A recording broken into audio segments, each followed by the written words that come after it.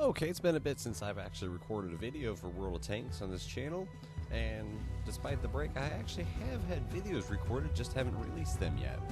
In this video here, this is from a couple months ago actually, maybe longer, I've got the little Panzer 38NA. This is Tier 4 German light tank, which is treated as a scout.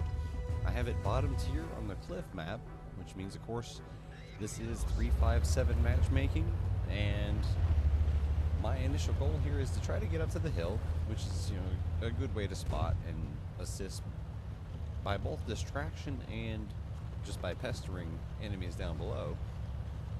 And so you see me immediately take off for that hill, and I do run the fuel consumable. As you can see, I have a repair kit, med kit, and then the fuel. This isn't the expensive one. This is the one that only costs, it costs 5,000 credits per battle. I normally buy a bunch of them when they go on sale and then use them up. And at this point I've already used all of them up so far, but I do make my run up the hill, because while this tank is fast, it does slow down drastically. You see here as I spot a whole bunch of enemies right at the edge. I'm not going to take the risk of going up the hill, but I bail and then do a barrel roll. And I'm going to get on the back side of the hill here because there are multiple artilleries. Now, with that off limits to me, because if I tried to push that hill, I was most likely going to die. The best place to go is to the donut area, which is all the way around here. If you picture the plateau of the cliff here as it's kind of a donut wrapping around this little central hill. And coming around, I see the Swedish LKV-103, and that thing has a very wicked gun. It does about 300 damage per shot, so I don't want to take a hit from him, really.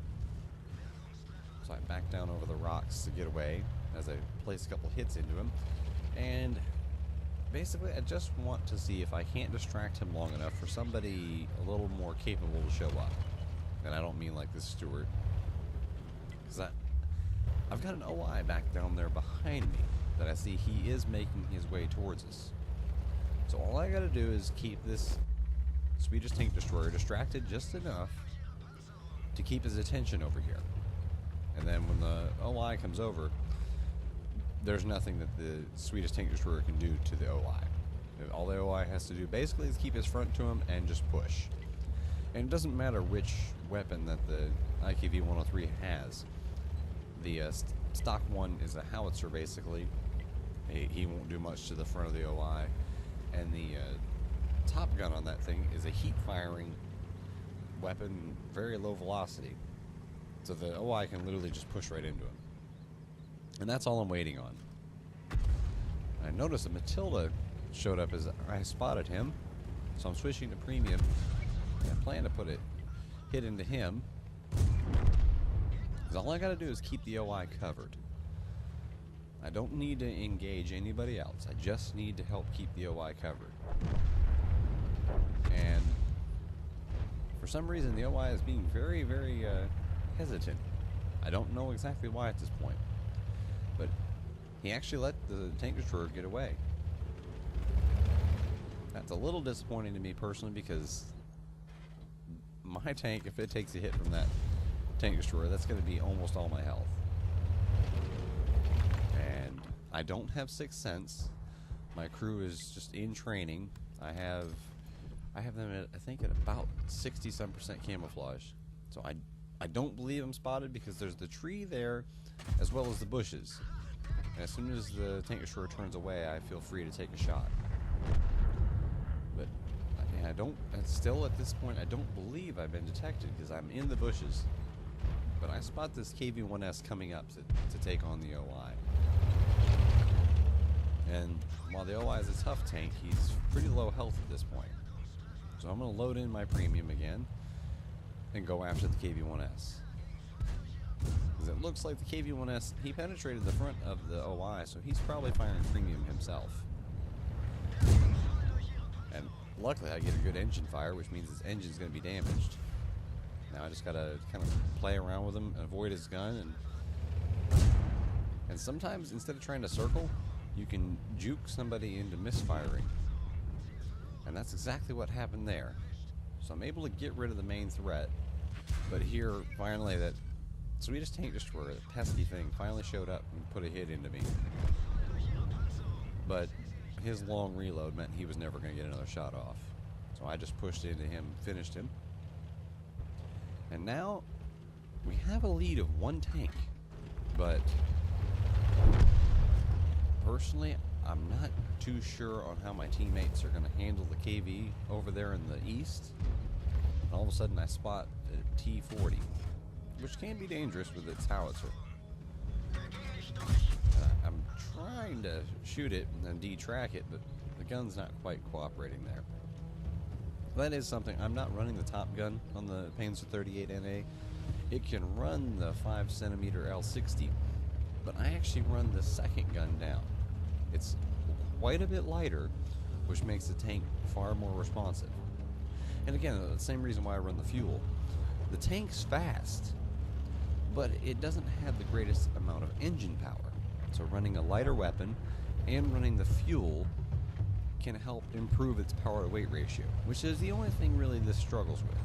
I mean, it's a fast and agile tank, just needs a little more help on the acceleration wise. Like right here, I get very, very lucky right here. If that person hadn't been spamming premium, I would be dead. That's one case where premium spam was definitely working against him. He fired heat, which hit my tracks, was never going to do any damage. If he had just been using the HE, I would be done. And then, very well, this could have been a win for them if they had killed me. Because my other teammates, outside of myself and the Wolverine, the other teammates are playing very, very hesitantly. Like, for instance, we have the top tier medium, the Cheeto, sitting up there.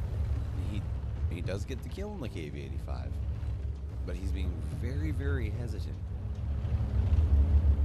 And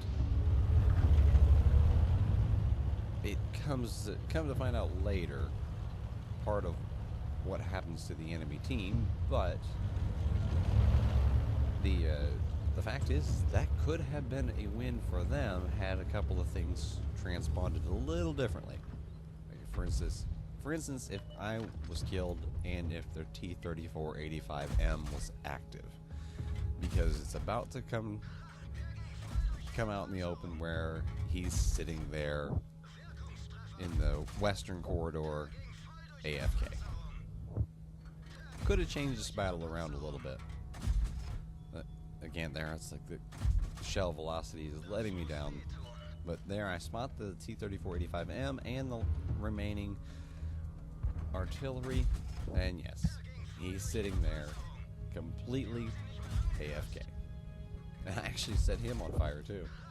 That's 2 engine fires, the one with the KV-1S and the one with the T-3485M.